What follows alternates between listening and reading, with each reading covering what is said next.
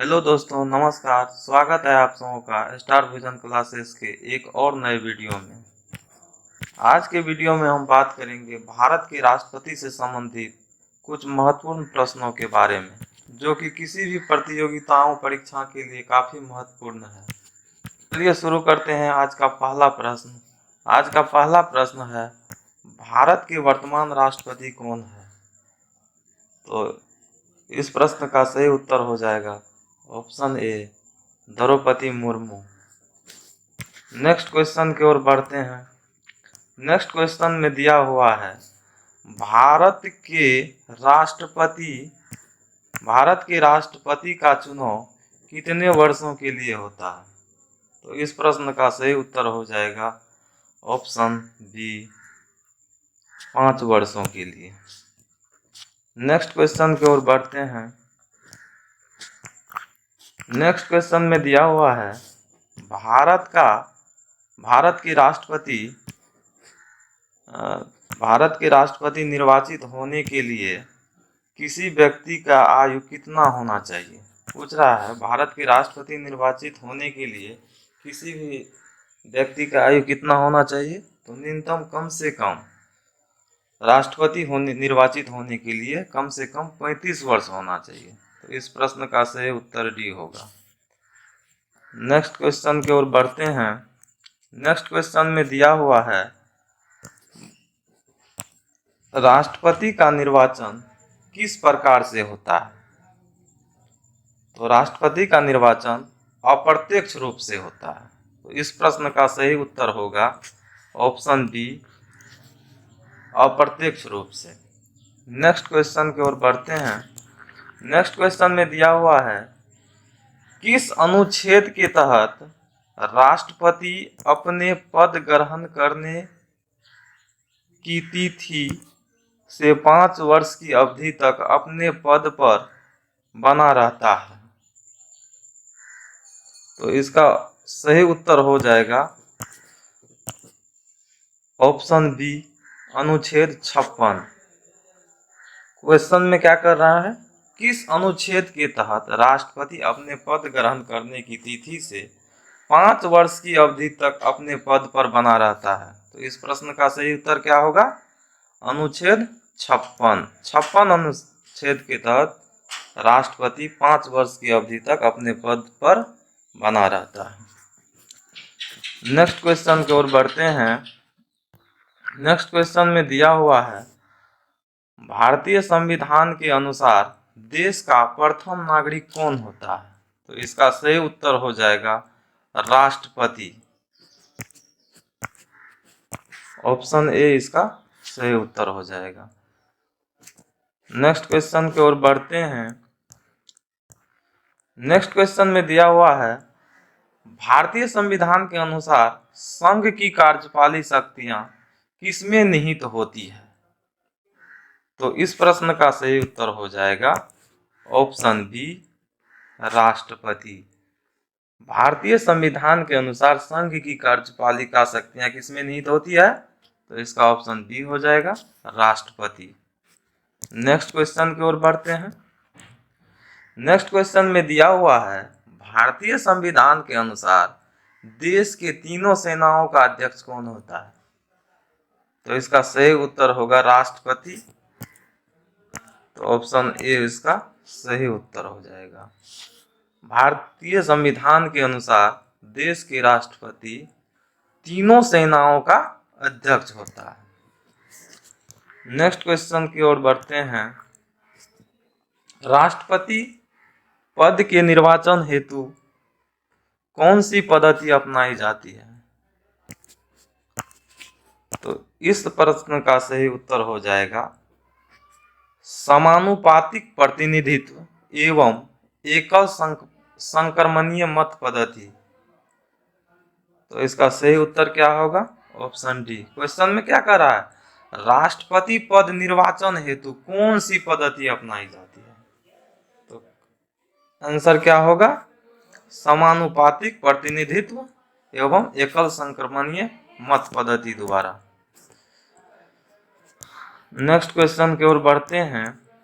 Next question में दिया हुआ है, राष्ट्रपति पर महाभियोग किस आधार पर लगाया जा सकता है?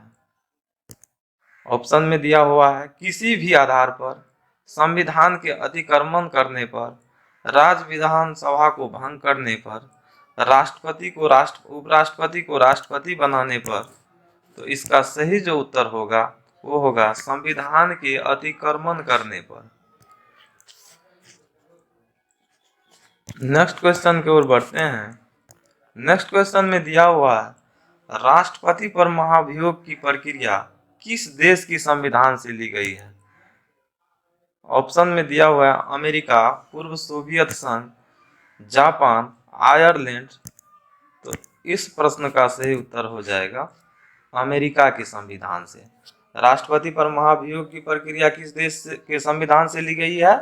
तो ये होगा अमेरिका के संविधान से। नेक्स्ट क्वेश्चन की ओर बढ़ते हैं।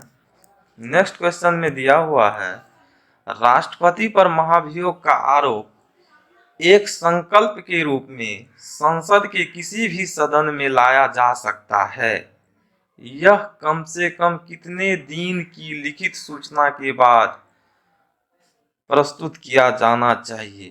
क्वेश्चन में क्या कर रहा है? राष्ट्रपति पर महाभियोग का आरोप एक संकल्प के रूप में संसद के किसी भी सदन में लाया जा सकता है। यह कम से कम कितने दिनों की लिखित, कितना दिन पूर्व में सूचना मिलना चाहिए, सूचना के बाद प्रस्तुत किया जाना चाहिए। तो इसका सही उत्तर हो जाएगा ऑप्शन बी 14 दिन। यह प्रश्न सभी प्रतियोगिताओं परीक्षा के लिए अति महत्वपूर्ण है, इसलिए आप लोग इसको स्किप न करें, इस वीडियो को लास्ट तक देखें। नेक्स्ट क्वेश्चन की ओर चलते हैं। राष्ट्रपति को पद और गोपनीयता की शपथ कौन दिलाता है? ऑप्शन ए में दिया हुआ है भारत का मुख्य न्यायाधीश, बी में प्रधानमंत्री, सी में अटॉर्नी जनरल, डी में महाधिवक्ता। तो इसका सही उत्तर हो जाएगा भारत का मुख्य न्यायाधीश। राष्ट्रपति को शपथ कौन दिलाता है? तो भारत का मुख्य न्यायाधीश। ऑप्शन ए हो जाएगा। नेक्स्ट क्वेश्चन, राष्ट्रपति संविधान की किस अनुच्छेद के तहत भारत के मुख्य न्यायाधीश के समक्ष शपथ ग्रहण करता है? शपथ ग्रहण किस अनुच्छेद के तहत करता है राष्ट्रपति अपने मुख्य न्यायाधीश के समक्ष? तो इसका अनुच्छेद कौन सा होगा? अनुच्छेद 60 होगा। अनुच्छेद 60 ऑप्शन बी इसका सही उत्तर होगा। अगले क्वेश्चन की ओर बढ़ते हैं। अगला क्वेश्चन में दिया हुआ है मुख्य न्यायाधीश की अनुपस्थिति में, अगर मुख्य न्यायाधीश अनुपस्थित हो तो उस स्थिति में राष्ट्रपति किसके समक्ष शपथ लेता है? तो इसका सही उत्तर हो जाएगा सर्वोच्च न्यायालय के वरिष्ठ न्यायाधीश। तो इसका ऑप्शन क्या होगा? डी। नेक्स्ट क्वेश्चन को देखते हैं। नेक्स्ट क्वेश्चन में दिया हुआ है यदि राष्ट्रपति और उपराष्ट्रपति दोनों देश से बाहर हो, क्या हो? दोनों देश से बाहर हो, तो उस स्थिति में उनके कार्यभार कौन ग्रहण करेगा? उसके कार्यभार को कौन देखेगा? तो इसका हो जाएगा भारत के सर्वोच्च न्यायालय के मुख्य न्यायाधीश। ऑप्शन सी के साथ उत्तर जाएगा। अगले क्वेश्चन की ओर बढ़ते हैं। अगला क्वेश्चन में दिया हुआ है यदि राष्ट्रपति त्याग पत्र देना चाहे तो वह अपना त्याग पत्र किसे संबोधित करेंगे? तो इसका सही उत्तर होगा भारत के उपराष्ट्रपति को। Option B. नेक्स्ट क्वेश्चन की ओर बढ़ते हैं। नेक्स्ट क्वेश्चन में दिया हुआ है भारत का राष्ट्रपति चुने जाने वाला प्रथम गैर कांग्रेसी उम्मीदवार कौन है? तो इसका सही उत्तर हो जाएगा ऑप्शन ए बीवी गिरी। नेक्स्ट क्वेश्चन की ओर बढ़ते हैं। नेक्स्ट क्वेश्चन में दिया हुआ है सर्वसम्मति से चुने जाने वाले भारत के राष्ट्रपति कौन है? ऐसे कौन से राष्ट्रपति है जिसके अगेंस्ट में कोई दूसरा उम्मीदवार नहीं हुआ है, सर्वसम्मति से चुना गया? तो इसका सही उत्तर हो जाएगा नीलम संजीव रेड्डी एक ऐसे राष्ट्रपति है जिसके अगेंस्ट में कोई उम्मीदवार चुनाव नहीं लड़ा। और वह सर्वसम्मति से राष्ट्रपति पद के लिए निर्वाचित हो गया। नेक्स्ट क्वेश्चन की ओर बढ़ते हैं। नेक्स्ट क्वेश्चन में दिया है, भारतीय संविधान का कौन सा अनुच्छेद राष्ट्रपति पद के लिए पुनः निर्वाचन की योग्यताएं निर्धारित करती है? पुनः निर्वाचन। तो इसका सही उत्तर क्या होगा? इसका सही उत्तर हो जाएगा अनुच्छेद 57। नेक्स्ट क्वेश्चन की ओर बढ़ते हैं। नेक्स्ट क्वेश्चन में दिया हुआ है, भारत के किस राष्ट्रपति की मृत्यु कार्यकाल पूरा करने से पहले ही हो गया? तो इसका सही उत्तर हो जाएगा option C, doctor Zakir Hussain एक ऐसे राष्ट्रपति थे जो कार्यकाल के दौरान जिसका मृत्यु हो गया था। तो कार्यकाल रहते हुए ऐसा कौन राष्ट्रपति है जिसका मृत्यु हो गया? तो हो जाएगा doctor Zakir Hussain. Next question की ओर बढ़ते हैं। नेक्स्ट क्वेश्चन में दिया हुआ है, भारतीय संघ के प्रतिरक्षा बलों का सार्वभौम आदेश निम्नलिखित में से किसमें नहीं था? तो इसका सही उत्तर हो जाएगा भारत के राष्ट्रपति। नेक्स्ट क्वेश्चन को देखते हैं। नेक्स्ट क्वेश्चन में दिया हुआ है, केंद्रीय मंत्रिमंडल के मंत्रियों की नियुक्ति कौन करता है? तो इसका सही उत्तर हो जाएगा प्रधानमंत्री की सलाह पर राष्ट्रपति। नेक्स्ट क्वेश्चन की ओर बढ़ते हैं। नेक्स्ट क्वेश्चन में दिया हुआ है, वित्त बिल के लिए किसकी पूर्व स्वीकृति आवश्यक है? तो इसका सही उत्तर होगा ऑप्शन सी, भारत के राष्ट्रपति की स्वीकृति जरूरी है। नेक्स्ट क्वेश्चन की ओर बढ़ते हैं। नेक्स्ट क्वेश्चन में दिया हुआ है, राष्ट्रपति द्वारा संसद के दोनों सदनों के लिए कुल कितने सदस्यों को नामित किया जा सकता है? कुल बोल रहा है, कुल कितना होगा? 14। Option A. नेक्स्ट क्वेश्चन की ओर बढ़ते हैं। भारतीय संविधान का कौन सा अनुच्छेद राष्ट्रपति को उच्चतम न्यायालय से परामर्श करने की शक्ति प्रदान करता है? तो इसका ऑप्शन हो जाएगा डी, 143। भारतीय संविधान का कौन सा अनुच्छेद राष्ट्रपति को उच्चतम न्यायालय से परामर्श करने की शक्ति किस अनुच्छेद में है राष्ट्रपति को? तो ये हो जाएगा 143 अनुच्छेद में। नेक्स्ट क्वेश्चन की ओर बढ़ते हैं। नेक्स्ट क्वेश्चन में दिया हुआ है, संसद का अधिवेशन कौन बुलाता है?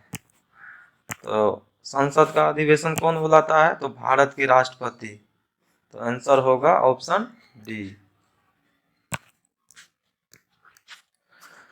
नेक्स्ट क्वेश्चन को देखते हैं। भारत के राष्ट्रपति ने आर्थिक संकट की घोषणा कब की थी?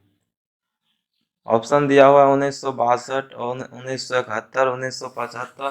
तो आर्थिक संकट की घोषणा अभी तक नहीं हुआ है, इसलिए इसका आंसर क्या जाएगा? क्या हो जाएगा?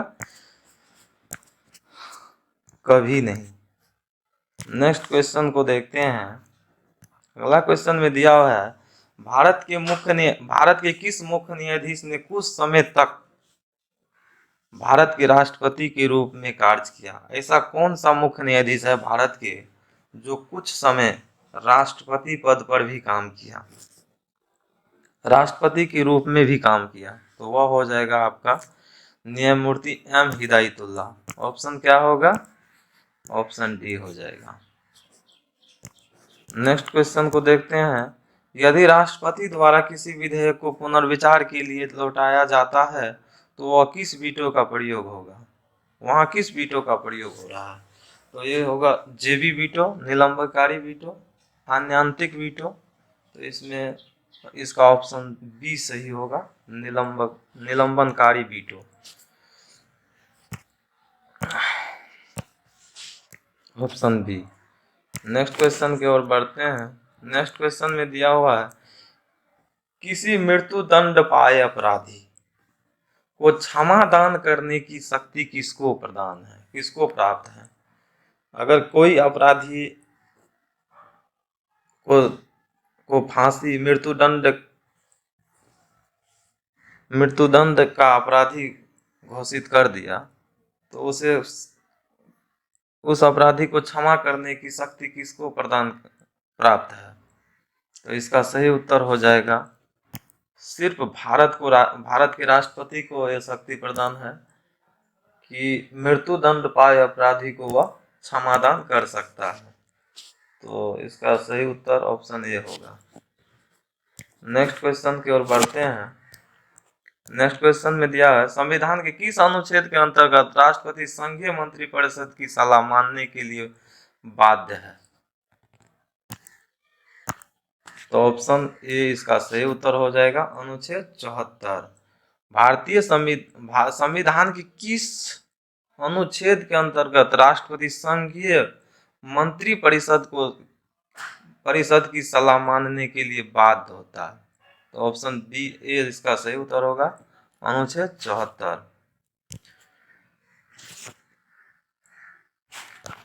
नेक्स्ट क्वेश्चन को देखते हैं। भारतीय संविधान का कौन सा अनुच्छेद भारत के राष्ट्रपति को अध्यादेश जारी करने का शक्ति प्रदान करता है? तो इसका सही उत्तर हो जाएगा अनुच्छेद 133। अध्यादेश किस अनुच्छेद में है? 123। नेक्स्ट अगले क्वेश्चन की ओर बढ़ते हैं। अगला क्वेश्चन में दिया हुआ है राष्ट्रपति किस स्थिति में अध्यादेश जारी कर सकता है? तो इसका सही उत्तर हो जाएगा जब सदन के अधिवेशन न रहने की स्थिति में। तो इसका सही उत्तर क्या होगा? ऑप्शन सी।